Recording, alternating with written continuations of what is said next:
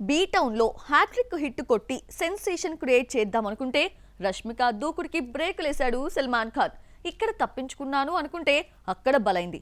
National crush offer కొల్లగొట్టానని సంబరపడ్డ dancing queen Sreeleela చేతులు కాల్చుకుంది. అప్కమింగ్ చిత్రాల విషయంలో ముద్దుగుమ్మల సిచ్యువేషన్ ఎలా ఉందో చూద్దామా? యానిమల్ చావా తర్వాత సికిందర్తో హ్యాట్రిక్ హిట్ కొట్టి తన పేరును సువర్ణ అక్షరాలతో బాలీవుడ్ లో చెక్కించుకుందామనుకున్న నేషనల్ క్రష్ థాట్స్ కి అడ్డుకట్ట వేశాడు సల్మాన్ ఖాన్.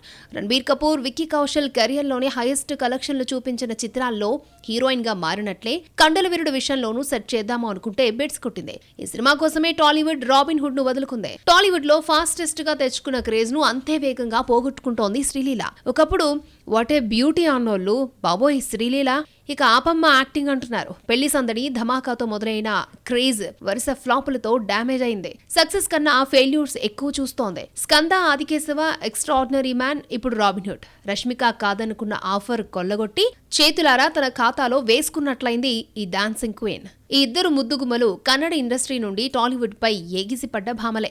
ఇద్దరు కూడా తక్కువ కాలంలో సెన్సేషనల్ బ్యూటీలుగా యూత్ లో మంచి ఫాలోయింగ్ సంపాదించుకున్నారు. కానీ రష్మిక వరుస హిట్లతో రాకెట్ వేగంతో బాలీవుడ్ లోకి దూసుకెళ్లింది. అక్కడ సక్సెస్ఫుల్ హీరోయిన్ అయింది. శ్రీలీల ఇప్పుడిప్పుడే పరభాష చిత్రాల్లో అడుగు పెడుతోంది.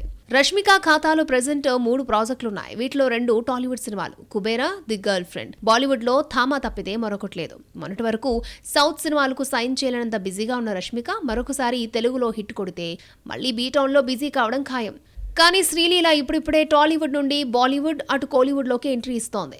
ఈ 2 ఇండస్ట్రీస్ లో శ్రీలీల బిజీ కావాలంటే అమ్మడికి అర్జెంటుగా హిట్ అవసరం. మరి ఆ ఆశలన్నీ మాస్ జాతర తీరుస్తుందో లేదో.